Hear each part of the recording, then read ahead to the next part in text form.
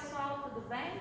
Como parte da programação da 15ª Primavera de Museus, hoje nós convidamos o pesquisador Rodrigo Spinelli para falar sobre o tema Qualidade Acústica em Salas de Sarau da Casa Brasileira do século XIX, Música, Acústica e Arquitetura da Vila Ferreira Lage. Rodrigo é arquiteto, especialista em projeto de acústica e atualmente mestrando na linha de pesquisa Paisagem Sonora, Memória e Cultura, pelo programa de pós-graduação PROARC da Universidade Federal do Rio de Janeiro. Rodrigo também é músico, pianista e pesquisador em musicologia histórica. Rodrigo, pelo que a gente pôde notar, você conseguiu fazer a junção de todas as suas áreas de atuação na sua pesquisa, né? Relacionando arquitetura, acústica e música. Para qual objetivo essas três disciplinas se convergem na sua pesquisa? Bom, essas três disciplinas se convergem para avaliação dos parâmetros de qualidade acústica em salas de saraus da Casa Brasileira do século XIX, salas essas que integram essas edificações de interesse patrimonial atualmente. Apesar da música de sarau ser um tema bem conhecido, o espaço que abriga essa manifestação performática é pouco mencionado nas pesquisas, tanto da área de acústica quanto da área de patrimônio. Então, a gente resolveu se voltar à sala de sarau da Vila Ferreira Lage para validar o desenvolvimento de um método que pudesse reconhecer o valor acústico-arquitetônico destas salas como bem integrado ao patrimônio histórico. E para a gente entender como devem soar esses espaços, né, a partir de uma escuta prospectiva, a gente deve abarcar nesses estudos questões como o repertório, o instrumental de época, os comportamentos e as próprias composições espaciais e decorativos desses espaços que emolduram um piano e a sala voltada para performance musical. Você poderia explicar para a gente melhor o que são os saraus? Bom, os saraus eram eventos que aconteciam em sociedades privadas, na corte, em camadas aristocráticas da sociedade. Eram momentos de socialização, onde se praticava a música, a recitação de poesias, a leitura de textos, em alguns casos até a encenação de peças cômicas. Dessa performance normalmente se seguiam os bailes que iam até tarde da noite e os banquetes. E de onde que vem esse costume, essa prática cultural? Bom, os saraus remontam mais ou menos ao século XVIII. Neste tempo, o acesso à exibição musical em si era algo restritivo aos interiores dos palácios, né? Esse período que compreende do ano de 1750 a 1820, que a gente chama de período clássico, era um período em que a música era estritamente comissionada ou pela corte ou pela igreja. E nesse processo, como que os saraus foram saindo do âmbito palaciano e ganhando, né, outros públicos, viraram costume de outras camadas aristocráticas? Bom, no final do século XVIII, esse panorama da música reescrita ao interior dos palácios se modifica por completo. É um período em que a burguesia está em crescente ascensão e buscando acessar bens e serviços que até então eram escritos da corte na criação das suas próprias regras moralizantes. A música era um desses bens e o aumento pelo consumo musical acabou provocando o aparecimento de duas tipologias de salas performáticas: as grandes salas de concertos, né, os teatros públicos, e as salas de saraus privativas. Apesar de uma ser pública e outra privada, o que as duas têm em comum é o fato de possibilitar uma certa democratização dessa música. E aí, trazendo um pouco para o campo da arquitetura, o surgimento dessas salas de sarau provocou alguma modificação na arquitetura dessas casas aristocráticas urbanas do século XIX? Sim, aos poucos palacetes como este foi se consolidando como a casa mais rica, mais requintada do século XIX, com um programa de necessidades, um programa arquitetônico que incluía salas dedicadas à música. A profusão do piano nessa cultura aristocrática exerceu importantes modificações para a arquitetura no que diz respeito à inclusão dos cômodos socialmente especializados. Eram cômodos que davam suporte a esses eventos sociais que giravam em torno dos saraus e eram polarizados pela performance musical da sala de sarau. Esse movimento em torno dos salões de saraus teve um crescente aumento durante o Segundo Reinado, devido ao fato de que Dom Pedro II, considerado patrono das artes, incentivou muito esse movimento artístico em torno dos salões. O Paço Imperial de São Cristóvão, o Palácio Imperial de Petrópolis, estavam sempre abertos a essas atividades sociais e artísticas. Você comentou sobre a qualidade sonora, né, das salas de saraus. Hoje, a gente sabe que essa qualidade ela pode ser aferida através de uma série de parâmetros objetivos e que são mensuráveis, né? Mas naquela época, como que era percebida essa qualidade sonora? Então, essa é uma ótima pergunta, porque estamos tratando de um tempo que antecede as descobertas de Sabino e a proposição de um modelo matemático de predição da qualidade acústica, a conhecida fórmula do tempo de reverberação. Durante o século XIX, essa questão da qualidade acústica está muito mais ligada a cognições filosóficas e espirituais. Para a gente falar de qualidade acústica no século XIX, a gente tem que se munir de uma escuta historicamente informada.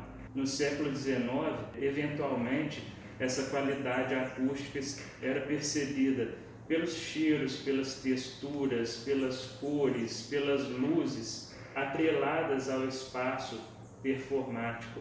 Então, se tratava de uma experiência sinestésica, muito pouco parametrizada pela consciência da ambientação. A este tempo, a qualidade acústica também estava muito ligada à contextualização de gostos estéticos, a um ideal poético de fruição, a uma dimensão mística, onírica, arcadiana, muitas vezes engendrada pelo próprio decorativismo, pela própria composição espacial e até mesmo pelo entorno envolvente. Aqui a gente pode falar dessas sensações que são carreadas, por exemplo, pelos jardins de coleções.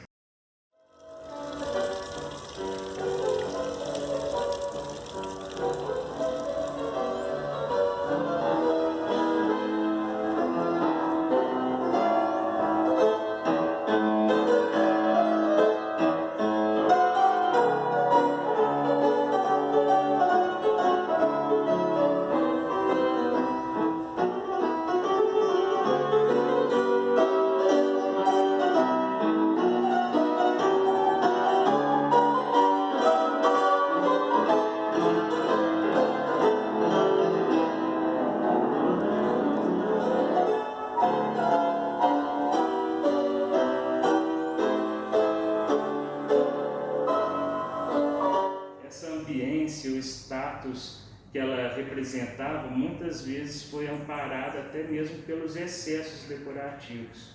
Você falou dessa ambiência sonora amparada por esses excessos, né, decorativos. Seria possível enumerar algumas estruturas decorativas que funcionam como suporte acústico aqui na nossa sala de sarau, ou sala de música da Vila Ferreira Lage? Com certeza.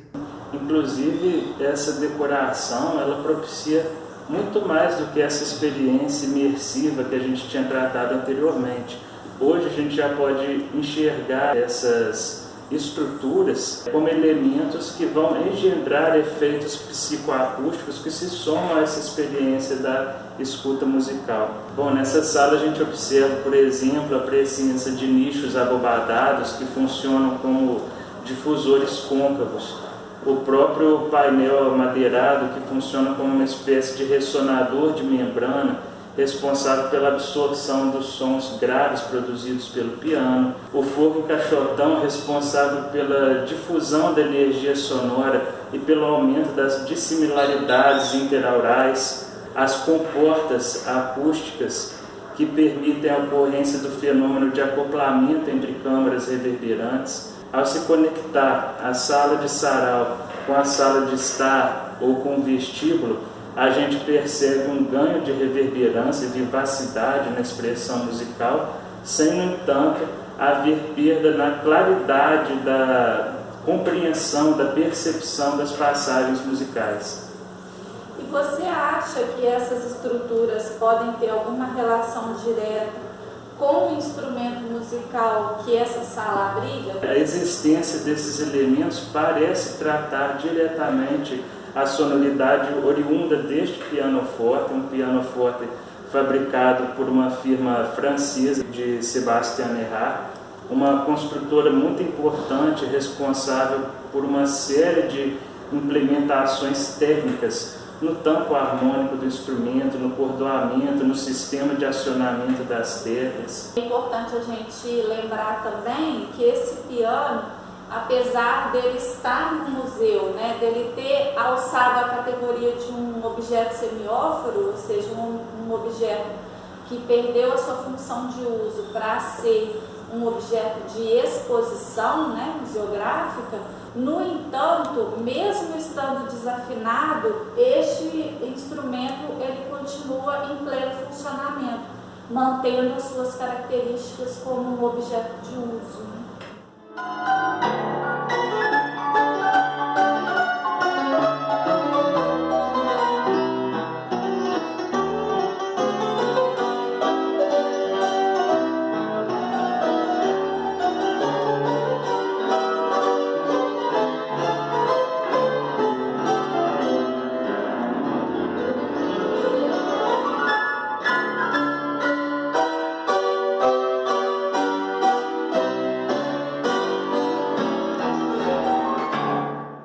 Curiosidade a respeito dessa marca em específico, a marca Erard. No século XIX, muitos construtores de pianos, percebendo a proeminência galgada pela figura do músico virtuoso, né, tanto na prática pianística como também na compra de instrumentos, resolveram associar suas respectivas marcas a personalidades musicais. A marca Erard é uma marca que estava vinculada à figura de Liszt, o inventor do virtuoso moderno. Então, a partir disso, a gente pode até inferir que o refinado gosto do Mariano Procópio, o proprietário que adquiriu esse piano, estava em consonância com o contexto mercadológico europeu. Parece então que o entendimento de como a sala de sarau se insere na arquitetura, de como a qualidade sonora era percebida no século XIX, de como a música de sarau era feita e de como as estruturas de suporte acústico beneficiavam nessa escuta musical, isso tudo vai subsidiar as suas pesquisas de campo, não é isso? Exatamente. Uma série de medições em campos foram feitas a partir de equipamentos calibrados, justamente para a gente obter, a partir desses subsídios de interpretação de dados, a resposta acústico-espacial dessa sala de sarau específica, com vistas à parametrização de valores considerados ótimos para a qualidade acústica dessa sala, tendo em vista sua função performática, que é abrigar a música de sarau. E como essas medições foram feitas? Bom, a gente alocou aqui na sala uma fonte que a gente chama de fonte omnidirecional. É uma fonte que irradia um determinado ruído em todas as direções. É um ruído que representa a junção de várias frequências sonoras, como se fosse a junção de várias notas musicais em um único sinal. E esse sinal sonoro excita a sala em todas as direções.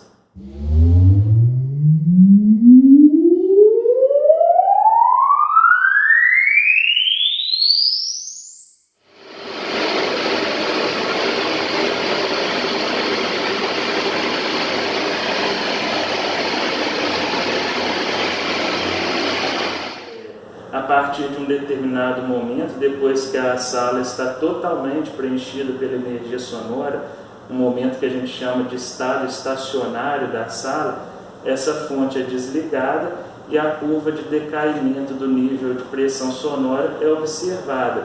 A partir dessa curva, que é captada por intermédio de microfones acoplados a um software de medição, a gente consegue aferir uma série de parâmetros relacionados à qualidade acústica. São parâmetros relacionados à temporalidade da energia sonora, são parâmetros relacionados ao timbre, à performance do músico, à clareza com que esse som é percebido. E através dessa medição, né, você comentou da medição dos parâmetros, é possível, a partir dela, ela é conclusiva para se determinar a qualidade sonora dessa sala? Não. Uma sala ela só é considerada adequada para um determinado tipo de performance quando as expectativas, tanto do ouvinte quanto do músico, são atendidas. Então, a qualidade acústica ela não é uma experiência esteticamente neutra, né? Esses parâmetros objetivos que a gente aferiu em campo devem sim ser correlacionados aos atributos subjetivos percebidos pelo ouvinte, né? Uma avaliação subjetiva. Exatamente. E como essa avaliação pode ser feita? Bom, para essa avaliação, músicos tocaram dentro dessa sala e tiveram suas performances musicais gravadas. Essa performance foi captada por microfones acoplados e um torso artificial, e o arquivo de áudio produzido por esse torso é posteriormente enviado para um grupo de pareceristas que vão avaliar a resposta acústica dessa sala à performance executada dentro dela e validar os parâmetros de qualidade acústica que eles observam a partir de uma avaliação subjetiva.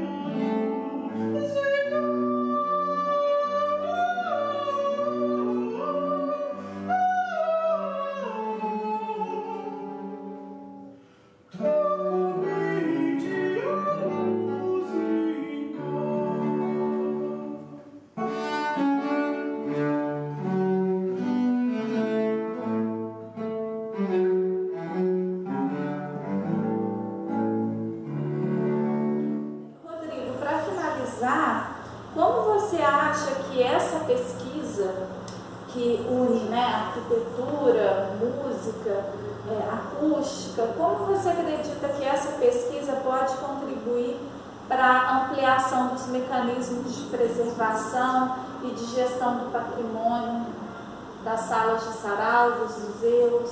Bom, a gente espera que essa pesquisa venha a demonstrar a importância de uma abordagem interdisciplinar para a gestão e para a preservação do patrimônio e suscite a criação de uma ferramenta de reconhecimento do valor acústico como bem integrado dessas salas inseridas ao patrimônio, com a edificação de interesse cultural, tendo em vista que os sons dinamizam a percepção do patrimônio e adicionam a ele estados de pertencimento, de memória e de identidade. Todas as pesquisas, de uma forma geral, elas são muito importantes para qualificar tanto o acervo da instituição, quanto também qualificar esse grande conjunto arquitetônico e paisagístico que nós temos aqui no Museu Mariano Procópio, né? Então, cada pesquisa ela vem a somar, a fazer com que nós entendamos melhor toda a importância, toda a relevância desse conjunto, né, histórico e paisagístico. Portanto, nós gostaríamos de agradecer muito a presença do Rodrigo aqui, contribuindo, né, para a nossa programação da Primavera de Museus, e deixo você para suas considerações finais. O agradecimento é todo meu pelo convite e pela oportunidade de participar de um evento tão importante como esse, que é a 15ª edição da Primavera dos Museus. Muito obrigado. É isso por hoje. hoje, pessoal. Nós convidamos vocês a continuarem acompanhando a nossa programação virtual e curtirem o nosso canal no YouTube. Até a próxima!